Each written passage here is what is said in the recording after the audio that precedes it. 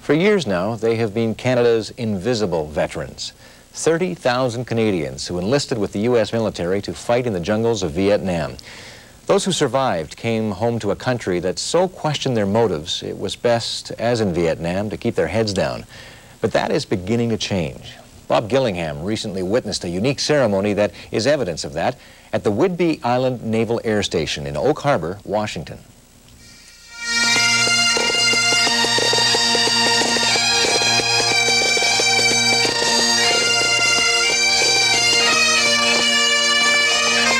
The pipers of the Canadian Legion Band and Mission led the way.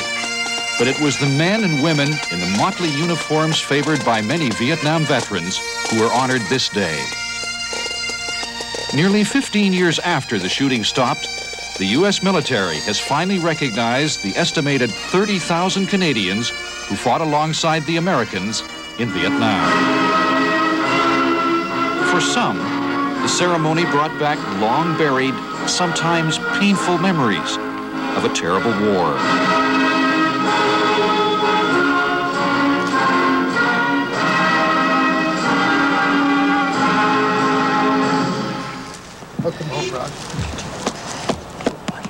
More than 100 Canadian vets were here. It's the first time in U.S. history that a plaque commemorating Canadians who fought and died in Vietnam has been placed on an American memorial. In memory of all our Canadian brothers who served in the U.S. Armed Forces and never returned, Vietnam 62 to 75, may they find peace, and we'll be very proud to place that on our quarterdeck. Thank you very much. The Veterans Ceremony also honored those still missing in action, both Canadian and American.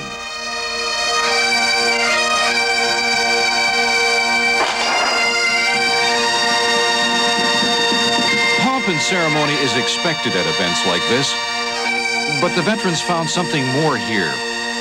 A recognition of their experiences and a kinship with their compatriots that so many of them living in Canada have been denied for all these years.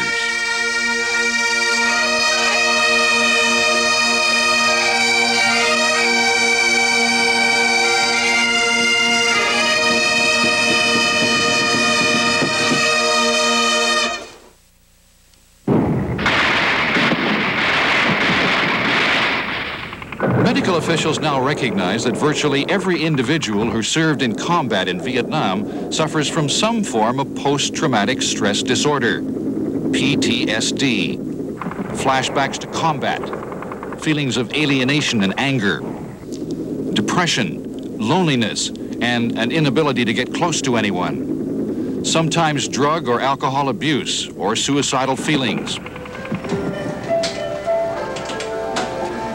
Woody Carmack, an American who now lives in Maple Ridge, was a Marine corporal in Vietnam.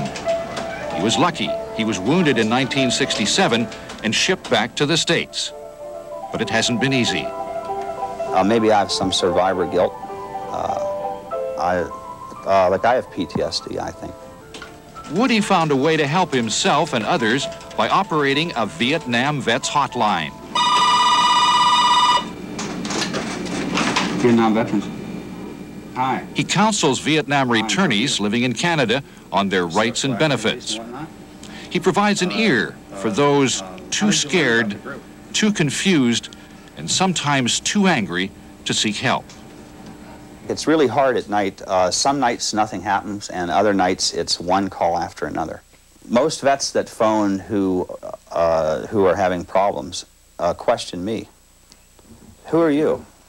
Where were you at in Vietnam? When were you there? Who were you with? And then they get to the point where they've decided that I'm probably a vet, and then they'll just open up. And really all I do is just be a good listener. The Canadian Department of Veterans Affairs was on the phone, and they had, they had a China Beach nurse, is the way they put it, who was in distress. The Vietnam veterans in Canada meet once a month in the armories in Vancouver. It's a business meeting, but also a haven for those who have walked through the valley of death and are now trying to deal with the realities of life. I think I've got some problems. I have nightmares. I wake up screaming. And this is 10 and 15 years after. This doesn't happen right away. No. Well, I blame the civilian population for the PTSD. That's who I blame. I don't blame Vietnam, I don't blame the military. Because of the reaction you got when you got back? Right. I mean, if somebody tells you you're crazy long enough, often enough, you're going to believe them. I'm tired of being called a mercenary. I mean, if I was a mercenary, for the $228 a month I got while I was in Vietnam, I got to be the dumbest mercenary in the world. I was 22 years old. I was discharged. I was finished. And now my life begins. I want to go to work. I wanted to go out and have some fun. Women were scared. Guys were scared. I would go to the bar by myself. They were scared of you, or you were scared of them? No, they were scared of me. Yeah. The first thing they would say, "Oh, you're a vet."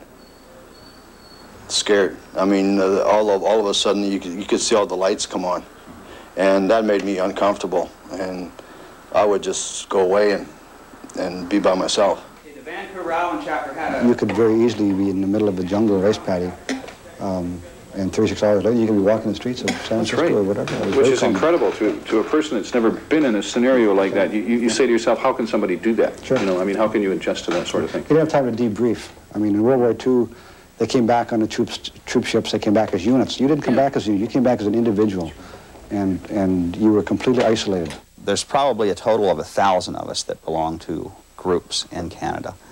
And given that there were 30,000 Canadians that fought in the American Armed Forces in Vietnam, and God only knows how many thousands of Americans who have since, for whatever reason, moved to Canada, there's a lot of people out there that have no idea of what's available or even that we exist.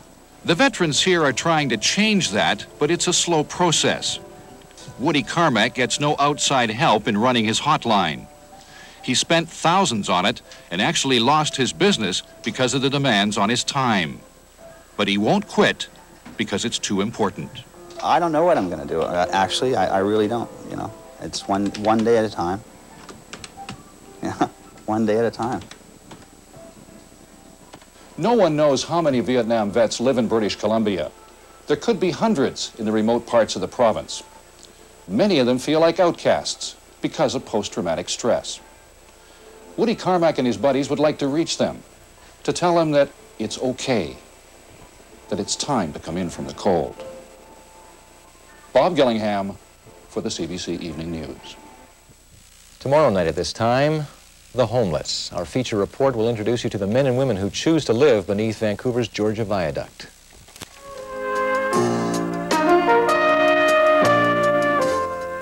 "33 years ago today, there was a traffic jam on the Pattullo Bridge. Now that in and of itself wasn't news even back in 1956, but